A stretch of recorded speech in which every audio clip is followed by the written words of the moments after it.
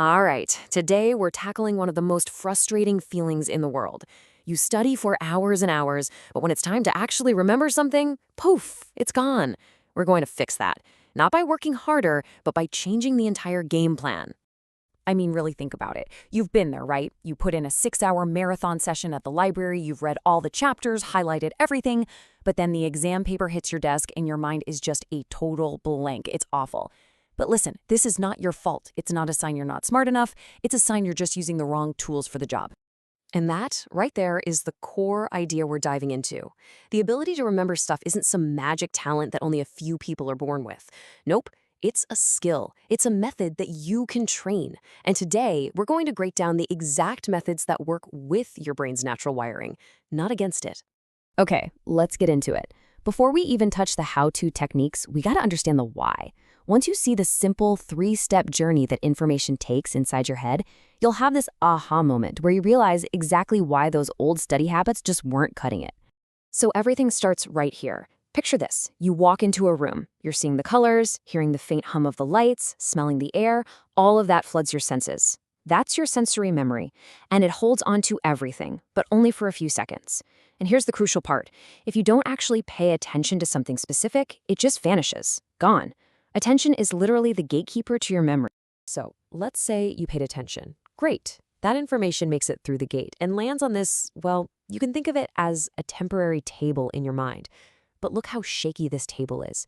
It can only hold like 5 to 9 little things at a time and only for about 30 seconds. It's like juggling. If you don't actively do something with that information, your brain just drops it to make room for the next thing coming in. And this is the destination, the vault. This is where real, permanent learning happens. But information doesn't just wander in here on its own. It needs a password, a key to get in.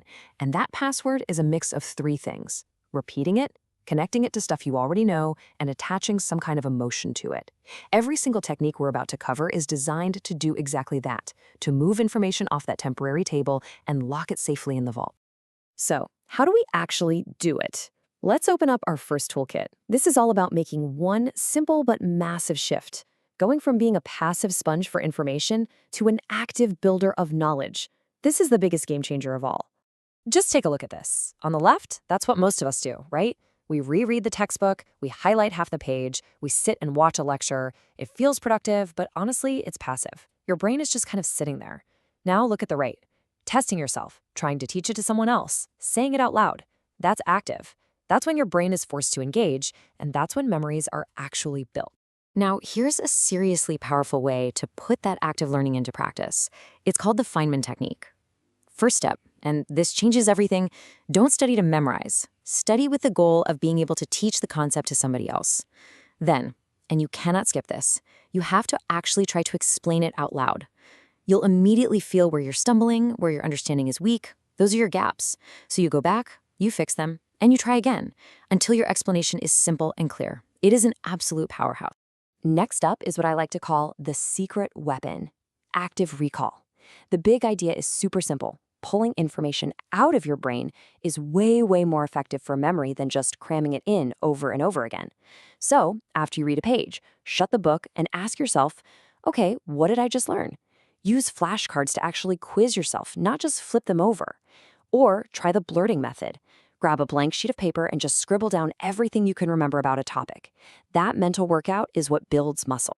And this brings us to a final crucial piece of active learning. You ever have that feeling where you know the answer in your head, but you can't get the words out? That's because you haven't practiced actually saying it. When you speak what you've learned, even if you're just talking to your cat, you're completing the circle. You're training your mouth to communicate what your brain knows, and that makes the memory so much stronger. Okay, on to our next toolkit. Here's the deal. Your brain is not designed to remember boring, abstract facts. It's just not. But it is an absolute expert at remembering other things like places, stories, and emotions. So this next set of techniques is all about linking the boring stuff you have to learn to the juicy stuff your brain naturally latches onto. Seriously, think about this for a second.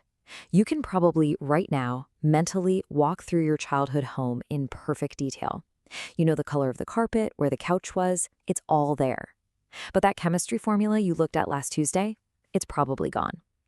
That's because our brains are hardwired for spatial, visual, and emotional memory. So, let's use that to our advantage. This is a technique called the memory palace, and it is as cool as it sounds. You take a place you know like the back of your hand, your house, your apartment. Then, you place these wild, crazy, unforgettable images that represent what you need to remember along a path through that place. So, if you're studying history, you might imagine a giant national flag flapping wildly in your living room to represent nationalism. To remember the facts, you just take a mental stroll through your house. You can apply this same idea to literally anything. Don't just memorize proton is positive. Invent a little story about the super happy, professionally positive proton and his grumpy negative brother electron. Don't just memorize that the heart has 4 chambers. Picture a fancy hotel called the Heart Inn that has 4 big golden doors. The sillier and more visual you can make it, the better it will stick in your brain. All right, we've got our active learning techniques and we've got our connection-making techniques. This final toolkit is all about strategy, because it's not just what you do, it's how and when you do it. This is where we learn to be smart about our effort. You might have heard of this before. It's called the Pareto principle, and it is a total game changer for studying. It basically says that for almost anything, 80% of your results will come from just 20% of your effort. The secret, then, is figuring out what that vital 20% is. So here's what that looks like when you're studying. Instead of trying to learn 100% of the material equally, you figure out the 20% of core concepts that everything else is built on. You then focus your most powerful active learning methods on that 20%. And that tiny, focused input is what's going to generate 80% of your success on the exam.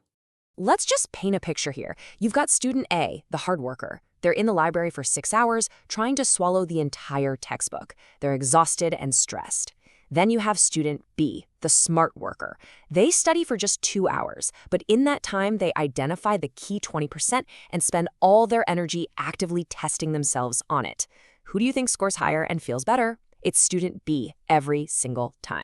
And finally, the most overlooked study tip of all, taking a break. We think learning only happens when we're on, but the real magic, the process where your brain takes what you just learned and turns it into a solid long-term memory, that happens when you're off. It happens on short breaks, and most importantly, when you sleep. Pulling an all-nighter is actually one of the worst things you can do because you're robbing your brain of the time it needs to consolidate everything you just tried to learn. So when you bring all of this together, what we're really talking about is a completely new mindset. It's about shifting your identity from someone who passively tries to absorb information to someone who actively and strategically builds their own understanding. If you take only one single thing away from our entire conversation today, let it be this. Real, lasting learning doesn't happen when you push information into your brain. It happens when you pull it out. That feeling of struggle when you're trying to remember something, that's not failure. That is the exact moment the memory is getting stronger. So test yourself. Teach it to someone. Retrieve, retrieve, retrieve. So now the question is for you. What are you going to do with this? You have the toolkit now. You understand the science. Think of one subject, one skill, one thing you need to learn. How are you going to apply these methods, starting today, to absolutely master it? Because knowing this stuff is one thing, putting it into practice is everything.